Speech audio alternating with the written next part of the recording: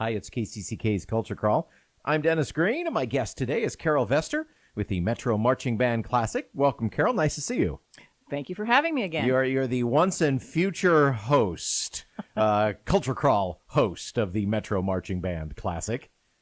I guess you could say that. Yeah, I've been involved for about 17 years now. And it's only 26 years old. That's right. But it's great to have you back. I have a couple of assignments that have continued past my kids' involvement in high school, so I totally get it. And it's a wonderful event, and I enjoy being part of it. Yeah.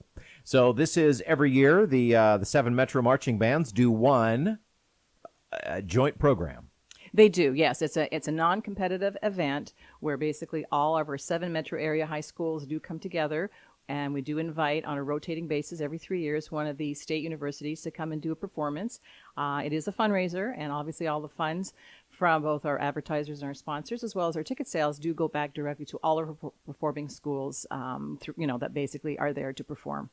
And the marching band season is sometimes they do 2 competitions in a day. Yeah. They'll do one in the morning, and then they'll go someplace else and do another one in the afternoon. So, let's be honest. Unless you are actively a parent or grandparent with a child in marching band, that's a lot. It is. So here is kind of your one chance during the year to get to see, if you like marching band, and you probably do, here's a chance to get to see all of their competition shows in one spot. In one spot, exactly. And as I said, it's a non-competitive, so that it's not timed, it's not being judged.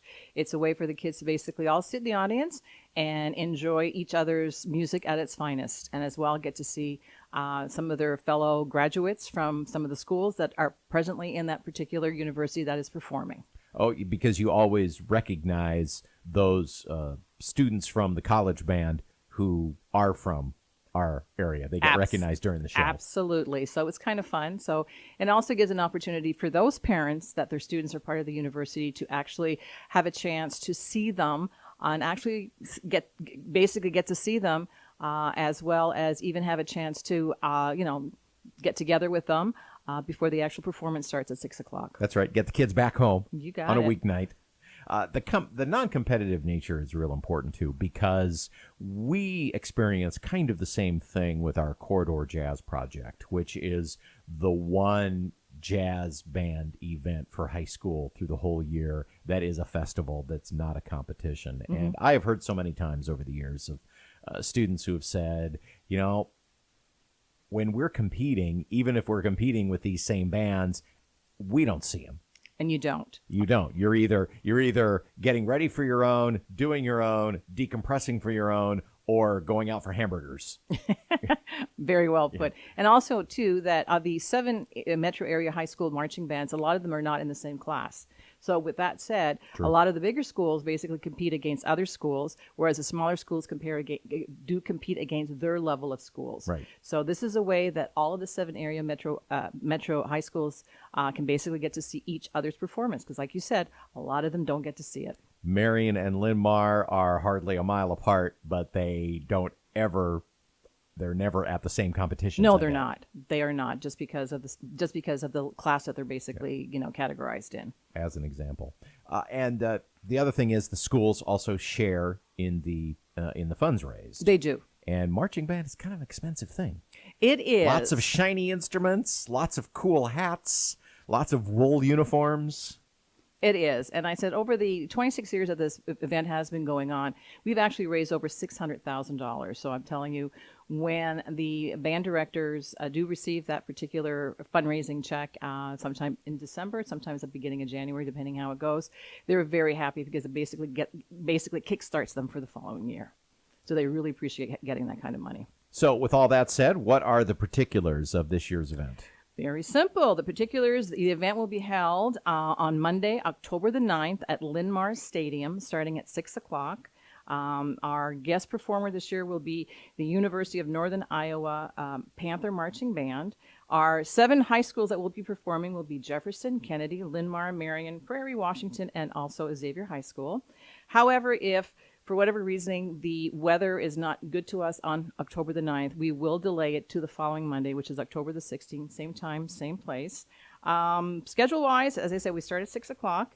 We also will be recognizing, again this year at around 6:15, our seniors will join, all of our seniors from our 7 high schools will join on the field, the university, and they will jointly play together America the Beautiful, which is very, very nice. And then at 6:20, the American Legion post number 298 from Marion will then perform the colors, and we'll kick off at that point about 6:25, where the university will do the Star Spangled Banner, and at 6:30, our show will start. And the Linn-Mar Stadium is brand new, and if you haven't been there, it is a great facility too. It is a very, very, very, very nice facility. And as I said, we enjoy going back, but as I said, we fluctuate back and forth between the 2 stadiums that we can perform each year. One year it's Kingston, and we're fortunate again this year it's Linn-Mar. So, but again, on a rotating basis, our 3 universities do rotate. So again, we are very fortunate to have UNI with us, and I know they're very much looking forward to doing some highlights from their pregame performances as well as their halftime performances. So we will all find out at the same time the evening of what they will be playing, because normally the band director of UNI will decide that kind of at the last minute. Kind of a game time decision. As they say in the football game. Absolutely. How do people get tickets? Very simple. Tickets are online right now at metromarchingbandclassic.ludus.com. And if for whatever reason you missed that opportunity, because it will end on Monday, October the 9th at 2 o'clock, we will have gate tickets available starting at 5:30, but unfortunately it'll be cash only at the gate. Okay. And again, that's Metro Marching Band Classic.ludus. And if you're wondering what the Ludus is, that's the payment site thing. Because I've had a couple of people ask me about that already. That's the name of the name of the payments system that we do use, and it's .com. Yeah, they say, what's that Ludus? What does that have to do with the Metro Marching Bands? And the answer is, that's how we get the money. You got it. Exactly. Well, Carol, we'll cross our fingers for our beautiful fall evening to see all 7 of the Metro Marching Bands and the UNI Marching Band in concert for the Metro Marching Band Classic. We're not going to let you retire, so I'll see you again next year. I look forward to it again, and thank you very much. Again, Metro Marching Band Classic.ludus.com. Thanks again for being here, Carol. Thank you again. You can hear the Culture Crawl live on the radio many weekdays at 10:30, or download the podcast, watch or listen on your own schedule at kcck.org/culture, or using your favorite podcast player. I'm Dennis Green, and I'll talk to you later.